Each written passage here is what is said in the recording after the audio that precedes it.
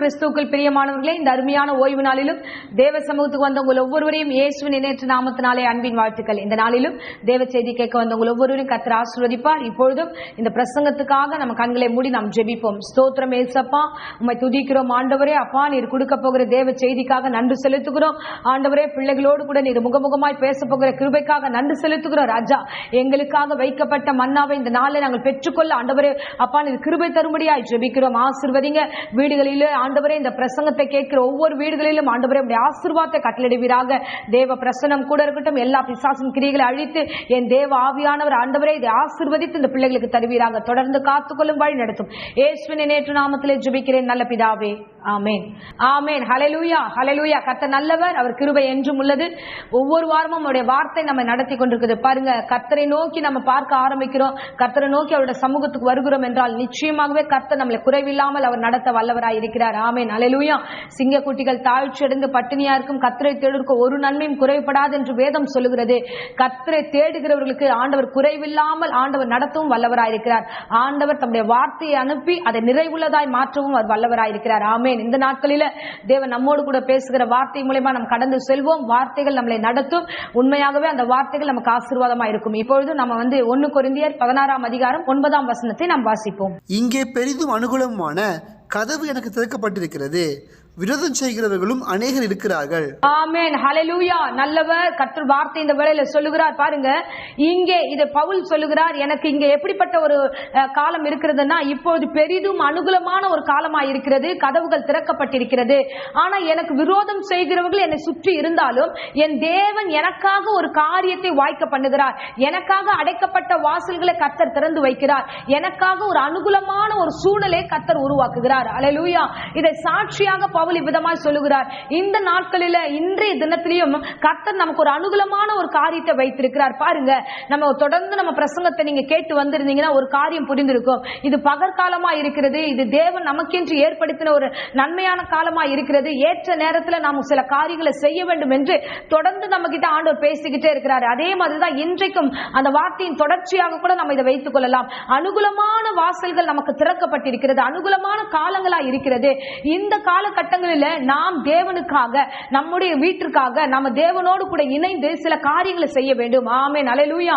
விரோதிக்கிறவர்கள் சுற்றி இருக்கிறார்கள், நம்மளை சுற்றி விரோதமான செயல்கள், பிசாசின் கிரியைகள் இருக்கிறது. ஆனா அதற்கு மத்தியில கூட கர்த்தர் எல்லா விரோதமான செயல்களை விலக்கி நமக்கு விரோதமா எழும்புகிற ஒவ்வொரு காரியத்தையும் ஆண்டவர் விலக்கி நமக்கு இந்த நாட்கள்ல அனுகூலமான கதவுகளை எனக்காக அவர் வைத்திருக்கிறார். அது பவுல் சொல்லுகிறாரு, கர்த்தர் எனக்காக அனுகூலமானதை வைத்திருக்கிறார் என்று சொல்லல, கதவு எனக்காக திறக்கப்பட்டிருக்கிறது என்று சொல்லியிருக்கிறார். ஹல்லேலூயா. அவர் கண்ணை என்ன பார்த்தார்னா, ஒரு நெருக்கடியான சூழ்நிலை, ஆனா நான் போகும்போது அது எனக்கு சமாதானமாய் முடிகிறது. ஒரு நெருக்கடியான வழிகள், ஆனா எனக்கு அதை கர்த்தர் அனுகூலமான காரியங்களை அவர் வாய்க்க பண்ணுகிறார். ஆமென், ஹல்லேலூயா. என் அருமையானவர்களே, இந்த காலை வேளையில கூட இந்த உலகத்துல எத்தனை நெருக்கடிகள் வந்தாலும், எத்தனை விதமான சூழ்நிலைகள் இருந்தாலும் கர்த்தர் நமக்கு அனுகூலமான காரியங்களை செய்ய அவர் வல்லவராய் இருக்கிறார். பாருங்க, நம்ம யுத்தத்தை குறித்து கேள்விப்பட்டுக் கொண்டே இருக்கிறோம். நாள் ஆக ஆக இஸ்ரேலுடைய யுத்தம் அதிகமாயிட்டே இருக்கு. அந்த போர் சூழ்நிலைகள் பதட்டமாயிட்டே தான் இருக்குது, தவிர குறைஞ்ச மாதிரி தெரியல. பல இடங்களில பலவிதமான காரியங்கள் நமக்கு விரோதமாகவே ஒவ்வொன்றாய் உருவாகி கொண்டிருக்கிறது. கிறிஸ்தவர்களுக்கு விரோதமாக ஒவ்வொரு காரியம் உருவாகி கொண்டிருக்கிறது. ஆனாலும் கர்த்தர் நம்முடைய இந்த நாட்கள்ல, இந்த தேசத்துல, இந்த சென்னை பட்டணத்துல நமக்கு ஒரு அனுகூலமான கதவுகள் திறக்கப்பட்டிருக்கிறது. நாம தேவனுடைய வார்த்தைகளை பிரசங்கிக்கவும், நாம தேவனுடைய காரியங்கள் குறித்து பேசவும் ஆண்டவர் நமக்கு ஒரு வாய்ப்பை கொடுத்திருக்கிறார். ஆமென், ஹல்லேலூயா. நாம் நம்ம வீடுகளிலே போய் நிற்கவும் கர்த்தர் நமக்கு ஒரு அனுகூலமான காரியத்தை கர்த்தர் நமக்கு ஏற்படுத்தியிருக்கிறார். ஆமென். இந்த காலகட்டங்களை நாம் பயன்படுத்திக் கொள்ள வேண்டும். பாருங்க, ஒரு வீடாகட்டும், ஒரு ஆபீஸ் ஆகட்டும், ஒரு தொழிற்சாலை ஆகட்டும், ஏதோ ஒரு இடத்துக்கு நம்ம போனோம்னா முதல்ல அந்த வாசல் வழியா தான் நம்ம போய் ஆகணும். ஒவ்வொருவருக்கும் அந்த வாசலை வச்சுதான் வீட்டையே கட்டுவாங்க. அப்போ அதை எல்லாவற்றையும் பாதுகாக்கிற ஒரு இடம் பாத்தீங்கன்னா அந்த வாசல், அந்த டோர் தான். அப்போ அந்த பாதுகாப்பான ஒரு முக்கியமான இடம் ஒருவேளை பூட்டி இருந்துச்சுன்னு வச்சுக்கோங்க, அதுக்குள்ள நம்மளால போக முடியாது. வீடு பூட்டி இருக்குப்பா, சாவி இல்ல நம்ம கிட்ட, அப்ப அப்ப நம்ம அந்த வீட்டுக்குள்ள நம்ம போக முடியாது. ஒரு ஒரு கம்பெனி மூடி இருக்கு, அப்போ அந்த வாசல் நமக்கு திறக்கப்படலைன்னா அங்க போன நம்மளால போய் வேலை ஒர்க் பண்ண முடியாது. அப்போ நமக்குன்னு ஒரு வாசல் உண்டு, எல்லோருடைய வாழ்க்கையில ஒரு வாசல் உண்டு. ஆனா அந்த வாசல் பூட்டப்பட்டிருக்கா, திறக்கப்பட்டிருக்கா? சோ இன்னைக்கு அந்த வசனத்தினுடைய 2வது பகுதியை பார்க்கிறோம். விரோதம் செய்கிறவர்கள் எனக்கு இருக்கிறாங்க, எங்களுடைய ஆசீர்வாதத்தை பூட்டுகிறவர்கள் நிறைய பேர் இருக்கிறாங்க, எங்களுடைய ஊழியத்தின் காரியத்தை பூட்டுகிறவர்கள் நிறைய பேர் இருக்கிறாங்க. நான் தனிப்பட்ட காரியத்தை ஜெயிக்கணும், என் சொத்தின் காரியத்தை நான் முடிக்கணும் அப்படின்னு போகும்போது அதை பூட்டுறவங்க நிறைய பேர் இருக்கிறாங்க. வாசலை பூட்டுவதற்கு எல்லோரும் எழுந்து நிற்கிறாங்க. ஆனா கர்த்தருடைய வார்த்தை சொல்லுகிறது, அவர் அனுகூலமான கதவு எனக்காக திறக்கப்பட்டு இந்த நாள்ல வைத்திருக்கிறார் என்று. இன்றைய இரட்சணிய நாள், இன்றைய தேவன் உங்களோடு கூட இருக்கிறார். உங்கள் காரியங்களுக்கு ஆண்டவர் உங்களுக்கு துணையாய் இருப்பார். அவர் எல்லாவற்றையும் உங்களுக்கு நடத்த வல்லவராய் இருக்கிறார். அல்லேலூயா. என் கர்த்தர் நல்லவர். சங்கீதத்தில் விதமாய் வாசிக்கிறோம். சங்கீதம் 100வது சங்கீதம் 4வது வசனத்துல நம்ம வாசிக்கும் போது நாம எப்படி பிரவேசிக்க வேண்டும் தெரியுமா?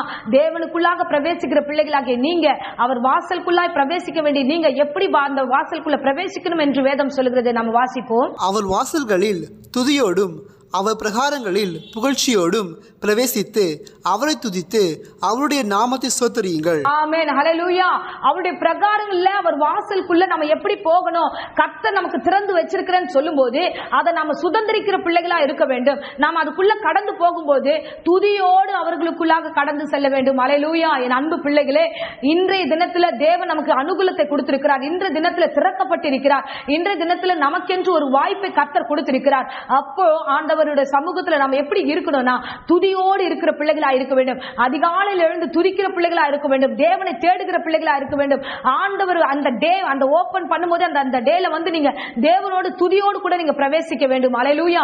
இன்றைக்கு பற்பல வேலைகள் அதிகமாயிடுச்சு, நிறைய உலக பாரங்கள் சுமைகள் அதிகமாயிடுச்சு, உலக காரியங்களை யோசிக்கிறது அதிகமாயிடுச்சு. நம்ம காலையில எழுந்திருக்கும் போதே பல விதத்தை நம்ம அப்படியே விட்டுறோம். நம்ம வாழ்க்கையில ரொம்ப முக்கியமான நாட்கள்ல வந்திருக்கிறோம். நிறைய காரியங்கள் கட்டப்பட்டிருக்கு, நிறைய காரியங்கள் பூட்டப்பட்டிருக்கு, நமக்கு தொடர்ந்து ஆசீர்வாதங்கள் இல்லாத காலங்களா இருக்கிறது. அப்ப கர்த்தர் இன்னைக்கு வாக்கு கொடுத்திருக்கிறார், திறந்து இருக்குது, உனக்கு திறந்து வச்சிருக்கிறேன் போது அதை நான் சுதந்திரித்துக் கொள்ள என்ன செய்ய வேண்டும்? வாசலுக்குள்ள நம்ம துதியோடு கூட கடந்து செல்ல வேண்டும். ஆமென், ஹல்லேலூயா. என் கர்த்தர் நல்லவர், என் கர்த்தர் நல்லவர். பாருங்களேன், வாசல்ல துதியோடு நாம் பிரவேசிக்க வேண்டும். தேவனை துதிக்கிற பிள்ளைகளாக, தேவனை புகழ்ந்து அவருடைய வார்த்தைகளை நாம் சொல்லுகிற பிள்ளைகளாக நாம் கடந்து செல்ல வேண்டும். ஆமென், ஹல்லேலூயா. பாருங்க, அப்போஸ்தலர் காலகட்டங்களில் அப்போஸ்தலர்களை எங்கேயும் பிரசங்கிக்க கூடாது, தேவ வார்த்தை சொல்லக்கூடாது, ஜீவ வார்த்தை சொல்லக்கூடாது என்பதற்காக அவர்களை சிறைச்சாலையில் வைத்து பூட்டி வைக்கிறார்கள். பூட்டி வைக்கிற ஒரு சூழ்நிலையில கர்த்தர் அதை கண்டு பூட்டினவங்களை கர்த்தர் அப்படியே விட மாட்டார். பாருங்க, தேவன் எவ்வளவு பெரிய அற்புதமான தேவன் என்றால் இன்றளவும் அவர் தம்முடைய பிள்ளைகளை விடுதலையாக்குகிற தேவனாய் இருக்கிறார். தம்முடைய தூதனை அனுப்புகிறார். வாசிக்கிறோம் 5ஆம் அதிகாரம் 18-19வது வசனத்துல நம்ம வாசிக்கிறோம். அப்போஸ்தலர்களை பிடித்து பொதுவான சிறைச்சாலையிலே வைத்தார்கள். கர்த்தருடைய தூதன் ராத்திரியிலே சிறைச்சாலையின் கதவுகளை திறந்து அவர்களை வெளியே கொண்டு வந்து, நீங்கள் போய் தேவாலயத்திலே நின்று இந்த ஜீவ வார்த்தைகள் எல்லாவற்றையும் ஜனங்களுக்கு சொல்லுங்கள் என்றான். ஆமென், ஹல்லேலூயா. பூட்டப்பட்ட ஒரு சூழ்நிலை, விரோதமானவர்கள் சுற்றி இருக்கிறார்கள். ஆனா கர்த்தர் அந்த இடத்துல தம்முடைய தூதர்களை கொண்டு அந்த கதவை திறந்தார். ஆமென், ஹல்லேலூயா. என் அன்பு பிள்ளையே, உங்களுக்காக திறக்கப்படுகிற ஒரு நாட்களுக்குள்ளாக நீங்க கடந்து போறீங்க. இது அனுகூலமான காலமா இருக்கிறது. இது இந்த நாட்களில கர்த்தர் உங்களுக்காக நன்மை செய்ய வல்லவராய் இருக்கிறார். பிரசங்கிக்கிற வழி வாசல் நமக்கு திறக்கப்பட்டிருக்கிறது. பாடுவதற்கு கர்த்தர் கிருபைகளை கொடுத்திருக்கிறார். தேவ ஊழியம் செய்வது கிருபை கொடுத்திருக்கிறார். இன்னும் அநேக இடங்களில போய் நம்ம பிரசங்கிக்க கர்த்தர் வழிகளை கொடுத்திருக்கிறார். இது எல்லாவற்றையும் முடக்குவதற்கு பிசாசு ரெடியா இருக்கிறான். அல்லேலூயா. இங்க பார்க்கிறோம், இவர்கள் எல்லோரும் வந்து ஜீவ வார்த்தைகள் பிரசங்கிக்க கூடியவர்கள். ஆனா அவங்களை வெளியில விட்டுட்டா இன்னும் சுவிசேஷம் பிரசங்கிக்கப்படுமே என்பதை அறிந்து அவர்கள் சிறைச்சாலையில் வைக்கிறாங்க. ஆனா கர்த்தரோ, நீங்கள் போய் அறிவிங்க, நீங்க போய் அந்த காரியத்தை செய்யுங்க என்று கர்த்தர் சொல்லுகிறார். இன்றளவும் சொல்லுகிறேன் பாருங்க, உங்கள் வீடுகளிலே போய் பிரசங்கிங்க. என் தேவன் அனுகூலம் கொடுக்கிற இந்த காலகட்டங்களில எல்லா சொந்த பந்தங்களுக்கு மத்தியில போய் பேசுங்க, வெளியில போய் பேசுங்க, உங்க ஃப்ரெண்ட்ஸ்க்கு மத்தியில பேசுங்க. என் கர்த்தர் ஜீவன் உள்ளவர். எத்தனையோ பேருடைய வாழ்க்கை சாபமா இருக்கிறது, எத்தனையோ பேருடைய வாழ்க்கை பிரிக்கப்பட்ட ஒரு சூழ்நிலையில் இருக்கிறது, எத்தனையோ பேருடைய வாழ்க்கை ஒன்றுமில்லாமல் போகிறது, தரித்திரத்துக்கு மத்தியில வாழ்ந்து கொண்டிருக்கிறார்கள், பிசாசுடைய பிடியில வாழ்ந்து கொண்டிருக்கிறார்கள். அவர்களை யார் விடுதலை ஆக்குவானா? இன்றைக்கு நாம தான் போய் அங்க விடுதலை ஆக்க வேண்டும். கர்த்தர் நமக்கென்று ஒரு அனுகூலம் வைத்திருக்கிறார். எல்லாருக்கும் பாத்தீங்கன்னா ஒரு விரோதமான ஒரு செயல் உண்டு. ஆனா நமக்கு மட்டும் கர்த்தர் சொல்லுகிறார், விரோதிக்கிறவர்களை இந்த உலகத்துல உண்டு, விரோதிக்கிறவர்கள் எல்லா வீடுகளிலும் உண்டு. ஆனா உனக்கு நான் அனுகூலமான வாசல்கள் வைத்திருக்கிறேன், உனக்கான ஒரு ஃப்ரீடம் நான் கொடுத்திருக்கிறேன், உனக்கான வழிவாசலை நான் வைத்திருக்கிறேன், நீ செய்ய வேண்டும் என்று கர்த்தர் சொல்லுகிறார். ஆமென், அல்லேலூயா. இதே மாதிரி தான் நம்ம இன்னொரு சம்பவத்தை நம்ம பார்க்கிறோம். பேதுருவை கொண்டு போய் சிறைச்சாலையில வைக்கும் பொழுது அங்கேயும் ஒரு சம்பவத்தை பார்க்கிறோம். அவன் வெளியே வர முடியாத அளவுக்கு அவனுக்கு பலத்த காவல்களை வைக்கிறார்கள். அவனை பூட்டி உள்ள வைத்து வெளியில வர முடியாது. அவனை அதோட அவ்வளவுதான், அவனுடைய கதை முடிச்சிடணும்னு சொல்லிட்டு நினைச்ச பொழுது கூட அந்த தனி மனிதனுடைய காரியத்தை கூட கர்த்தர் அறிந்தார். ஆமென், அல்லேலூயா. என் அன்பு பிள்ளையே, உன் தனிப்பட்ட காரியத்தை கூட முடக்க வேண்டும் என்று ஒருவேளை பிசாசு திட்டம் வைத்திருந்தா, உன் வாழ்க்கையில ஆசீர்வாதம் வரக்கூடாது, உன் வாழ்க்கையில நன்மைகள் நடக்கக்கூடாது, உன் வாழ்க்கையில திருமணங்கள் நடக்கக்கூடாது, உன் வாழ்க்கையில நல்ல காரியங்கள் நடக்கக்கூடாது என்பது தனி மனித தாக்குதல் ஒருவேளை பிசாசு ரெடி பண்ணிருந்தா, நீ எதை குறிச்சும் பயப்படாதீங்க. இன்றைக்கு கர்த்தர் உங்களோடு பேசுகிறார். பாருங்க, பேதுருவுக்கு கர்த்தர் தம்முடைய தூதனை அனுப்புகிறார். சோ அப்போஸ்தலர் 12ஆம் அதிகாரத்துல நம்ம வாசிக்கிறோம், 9-10 வசனத்துல நம்ம வாசிக்கும் போது அதுல திட்டமாய் சொல்லப்பட்டிருக்கிறது. தேவன் தம்முடைய தூதனை அனுப்பி அந்த தூதன் போய் தட்டி எழுப்பி அந்த பேதுருவை கொண்டு வருகிற வழியெல்லாம் அவனுக்கு எத்தனை விதமான காவல்கள் என்பதை அதுல நம்ம வாசிப்போம். அந்தபடியே அவன் புறப்பட்டு அவனுக்கு பின் சென்று தூதனால் செய்யப்பட்டது மெய் என்று அறியாமல் தான் ஒரு தரிசனம் காண்பதாக நினைத்தான். அவர்கள் 1ஆம் காவலையும் 2ஆம் காவலையும் கடந்து நகரத்திற்கு போகிற இருப்பு கதவண்டையிலே வந்தபோது அது தானாய் அவளுக்கு திறவுண்டது. ஆமென், ஹல்லேலூயா. தானாய் அவனுக்கு திறவுண்டது. பாருங்க, எத்தனை காவல்ல வச்சு உன்னை பூட்டி வச்சிருந்தாலும் உனக்காக கர்த்தர் தம்முடைய தூதனை அனுப்புவார். ஏன் தெரியுமா? கர்த்தருடைய சித்தத்தை நிறைவேற்ற நீ தேவைப்படுகிறாய். ஹல்லேலூயா. தேவ சித்தத்தை நிறைவேற்ற நீ தேவைப்படுகிறாய். பிசாசு பல எண்ணங்களை கொடுத்து உன்னை பூட்டி வைக்கிறான், பலவிதமான காரியங்களை கொடுத்து உன்னை வெளியே விடாதபடிக்கு செய்கிறான். ஆனா தேவன் அறிந்து இல்ல, இன்றைக்கு பேதுருவை போல அநேகர் தேவைப்படுகிறார்கள். எழுந்து பிரசங்கிக்கும் போதே கர்த்தர் ஒரு பெரிய கூட்டத்தை ஆதாயப்படுத்த இந்த பேதுருக்கள் தேவை என்பதை கர்த்தர் அறிந்திருக்கிறார். அல்லேலூயா. என் அன்பு பிள்ளையே, இந்த பிரசங்கத்தை கேட்கிறவர்களை இங்க பாத்தீங்கன்னா அவனுக்கு தானாய் திறவுண்டது. அந்த கதவு தானா திறக்குதுடா. எப்படி? தூதனை அனுப்புகிறார் கர்த்தர். போ, அவனுடைய 1வது காவல் 2வது காவல் மாத்திரம் இல்ல, அடுத்த வசனத்துல நம்ம வாசிக்கிறோம், இரும்பு கதவு அண்டையில அவ்வளவு ஸ்ட்ராங் பாதுகாப்பு. பாருங்க, இரும்பெல்லாம் ஈஸியா உடச்சுக்கிட்டு எல்லாம் வெளில வரவே முடியாது. அப்படிப்பட்ட ஒரு காவல். நீங்க ஒருவேளை நினைச்சிருக்கலாம், நம்ம லைஃப்ல எதுவுமே இதெல்லாம் தாண்டி வெளியில வரவே முடியாது, நம்ம நல்லா மாட்டிக்கிட்டு இருக்கோம், இது நமக்கு முன்னாடி பெரிய இரும்பு கதவு மாதிரி அடைக்கப்பட்டிருக்கு, இந்த வாசலை யார் திறப்பா, இந்த வாசலை யார் நமக்காக பண்ணுவான்னா, என் கர்த்தர் உனக்காக செய்வார். கர்த்தர் உனக்காக செய்வார். அவர் சித்தத்தை செய்ய நீ தேவைப்படுகிறாய். என் தேவன் உனக்காக செய்ய வல்லவராயிருக்கிறார். அல்லேலூயா. என் அன்பு பிள்ளைகளே, எதை குறித்தும் கவலைப்படாதீங்க. என் தேவன் அனுகூலமான காரியத்தை உனக்காக செய்திருக்கிறார். அனுகூலமான கதவுகள் உனக்காக திறக்கப்பட்டிருக்கிறது. இன்றளவு நீ எழுந்து காரியங்களை நடப்பிக்கிற பிள்ளைகளாக இருக்க வேண்டும். இன்னும் ஒரே ஒரு காரியத்தை நம்ம வாசிக்கிறோம். அப்போஸ்தலர் 16ஆம் அதிகாரம் 26ஆம் வசனத்திலேயும் நம்ம ஒரு சம்பவத்தை வாசிக்கிறோம். பவுலும் சீலாவையும் குறித்து அவர்களை சிறைச்சாலையில தொழுமரத்துல கட்டி வைத்திருக்கிறார்கள். அவர்களையும் இதை எப்படியாக வெளியில விடக்கூடாது என்பதற்காக அவங்களை பெரிய காவல்ல அங்க வைச்சிருக்கிறாங்க. அங்க பாத்தீங்கன்னா அவங்க 2 பேருமே நடுராத்திரில எழுந்து தேவனை துதித்து அவர்கள் பாடிக்கொண்டிருந்தார்கள். அல்லேலூயா. என் அன்பு பிள்ளையே, இன்றைக்கு 3வது ஒரு காரியத்தை சொல்லுகிறேன். நீ எந்த சிறையிருப்புல இருந்தாலும் சரி, எந்த பூட்டப்பட்ட இடத்துல இருந்தாலும் சரி, நீங்க ஒண்ணு மறக்காம செய்யுங்க. என் தேவனை துதித்து பாடுகிற பிள்ளைகளா நீங்கள் காணப்பட வேண்டும். தேவனை துதித்துக் கொண்டே இருங்க. நெருக்கடியில கர்த்தரை துதித்துக் கொண்டே இருங்க. என் தேவன் உனக்காக எல்லாவற்றையும் செய்ய அவர் வல்லவராய் இருக்கிறார். அல்லேலூயா. ஏன் தெரியுமா? நீ துதிக்க துதிக்க துதிக்க பிசாசு என்னெல்லாம் வச்சிருந்தானோ எல்லாவற்றையும், எல்லா அஸ்திபாரத்தையும் கர்த்தர் அசைக்க வல்லவராய் இருக்கிறார். ஆமென். என் பிள்ளைங்க இவங்க 2 பேரும் சேர்ந்து துதித்துக் கொண்டு இருக்கிறார்கள்.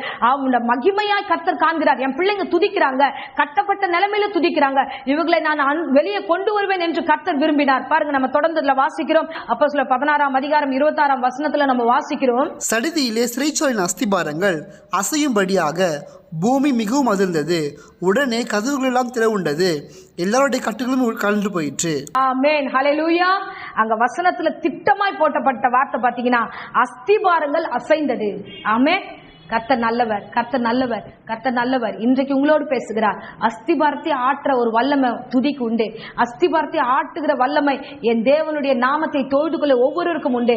எங்க கட்டப்பட்டீர்களோ, எங்கே அடக்கப்பட்டீர்களோ, எங்க ஒடுக்கப்பட்டீர்களோ, எங்கே சாபமாய் தோன்றுகிறதோ உங்களுக்கு தோன்றும், ஐயோ நம்ம வாழ்க்கையில எதுவுமே சரியா இல்ல, நமக்கு பூட்டப்பட்டதா இருக்குது, ஆனா கர்த்தருடைய வார்த்தை இப்படி வருதேன்னு சொல்லிட்டு நீங்க ஒருவேளை குழப்பத்தோடு இந்த பிரசங்கத்தை கேட்டு இருந்தா, நான் சொல்லுகிறேன் பாருங்க, இந்த பூட்டப்பட்ட வாசலுக்குள்ள நீ ஒருவேளை இருந்தீனா, இன்றைக்கு இன்றைக்கு கர்த்தர் உனக்காக அனுகூலமான கதவுகளை திறக்கிறார். இப்படிப்பட்ட ஒரு சூழ்நிலையில நீ ஜெபித்துக் கொண்டே இரு. உன் துதியை கர்த்தர் கேட்கிறார். உன் துதியை கேட்டு அஸ்திபாரத்தை கர்த்தர் அங்கே உண்டாக்குகிறார். அந்த அஸ்திபாரமே ஆடி போகுது. யாரெல்லாம் உன்னை ஒடுக்குகிறார்களோ, யாரெல்லாம் உனக்கு விரோதமா செய்கிறார்களோ, அவங்க அஸ்திபாரத்தை ஆட்ட கர்த்தர் வல்லவராய் இருக்கிறார். சோ இந்த இடத்துல தொடர்ந்து எல்லோருடைய கட்டுகளும் காய்ந்தது. நீங்க துதிக்க துதிக்க துதிக்க உங்க வீட்டின் சாபங்கள் எல்லாம் உங்களை விட்டு கடந்து போகும். அந்த வீட்டை விட்டு கடந்து போகும். நீங்க துதிக்க துதிக்க துதிக்க உங்க வீட்டுக்குள்ள கட்டப்பட்ட கட்டுகள் எல்லாம் கட்ட அவிழ்த்து போடுவார். விசுவாசிங்க. இதை விசுவாசிக்கிற பட்சத்துல நீங்கள் ஆசீர்வாதத்தை பெற்றுக்கொள்வீர்கள். அல்லேலூயா. என் அன்பு பிள்ளைகளே, இந்த காலை வேளையில கர்த்தர் உங்களிடத்துல வந்து பேசுகிறாரே, உங்களுக்காக அனுகூலமான கதவுகள் திறக்கப்பட்டிருக்கிறது. என் தேவன் உங்களுக்கு என்று நன்மைகளை வைத்திருக்கிறார். தேவன் உங்களுக்கு என்று காரியங்களை உருவாக்குகிறார். அவர் பெரிய காரியங்களை செய்ய வல்லவராய் இருக்கிறார். ஆமென். அல்லேலூயா. பாருங்க, என் தேவனாகிய கர்த்தர் இனி உங்கள் தேசங்களிலே இனி கொடுமை இருப்பதில்லை. வாசிப்போம் ஏசாயா 60:18 வசனத்தை. இனி கொடுமை உன் தேசத்திலும். ஆமென். ஹல்லேலூயா. இனி கொடுமை, இனி கட்டப்பட்ட சூழ்நிலை, இனி தேவையற்ற யோசனைகள், தேவையற்ற பயங்கள், நீ எங்கு கட்டப்பட்டியோ அது இருப்பதில்லை என்று கர்த்தர் சொல்கிறார். நாம் தொடர்ந்து வாசிக்கலாம். அழிவும் நாசமும் உன் எல்லைகளிலும் கேட்கப்பட மாட்டாது. உன் மதில்களை ரட்சிப்பென்றும் உன் வாசல்களை துதி என்றும் சொல்லுவாய். ஆமென். ஹல்லேலூயா. ரட்சிப்பென்று நீங்க சொல்லப்படுவீங்க. ஒரு பெரிய அற்புதத்தை கர்த்தர் செய்வார். தேவன் உனக்கு கொடுக்கப்பட்ட அந்த இடத்துல நீ வாசல் வழியாய் துதியோடு கூட கடந்து செல்வாய். ஆமென். ஹல்லேலூயா. இந்த வார்த்தை, இந்த வாக்குத்தத்தம் உங்களுக்குரியதே.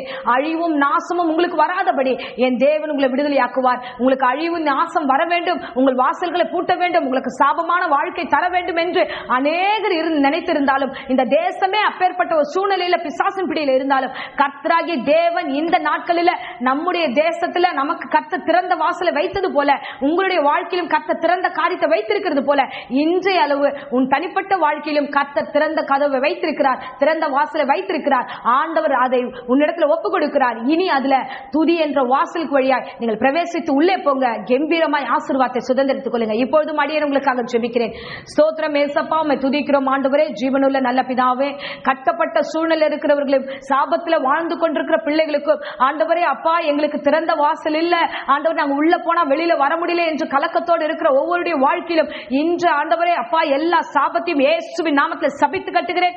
துதிக்கிற பிள்ளைகளுக்கு ஆண்டவரே நீர் பெரிய மகிமைகளை வைத்திருக்கிறீர் ராஜா. எல்லா கட்டுகளையும் உடைத்து, எல்லா இரும்பு தாழ்பால்களையும் ஆண்டவரே நீர் முறியடித்து, ஆண்டவரே அஸ்திபாரங்களை அசைத்து என் பிள்ளைகளை வெளியே கொண்டு வருவீராக. பிசாசின் பிடியில் இருக்கிற ஒவ்வொருவரும் இயேசுவின் நாமத்தில் விடுதலையை கட்டளையிடுகிறேன் ராஜா, விடுதலையா கட்டளையிடுகிறேன் ஆண்டவரே. ஏசப்பா, இந்த வேளையிலப்பா துதியும் மகிமையும் அந்த வீட்டை சூழ்ந்து கொள்ளட்டும். பிள்ளைகளை துதியின் மகிமை சூழ்ந்து கொள்ளட்டும். அபிஷேகத்தினால் பிள்ளைகள் ஒவ்வொரு நிரப்பப்படுவார்களாக, ஆசீர்வாதத்தை சுதந்திரித்துக் கொள்வார்களாக. இந்த வேளையில கூட கர்த்தாவே, வியாதியோடு பலவீனத்தோடு சோர்வோடு யாரெல்லாம் இந்த பிரசங்கத்தை கேட்டுக்கொண்டார்களோ எல்லாருடைய வாழ்க்கையிலும் ஆண்டவரே பூரண சுகமும் ஆரோக்கியம் கர்த்தர் கட்டளையிட்டு ஆசீர்வதியும். இயேசுவின் நாமத்திலே ஜெபித்து ஆசீர்வாதத்தை ஒப்புக் கொடுக்கிறேன். ஜீவனுள்ள நல்ல பிதாவே. ஆமென். ஆமென். Praise the Lord. God bless you.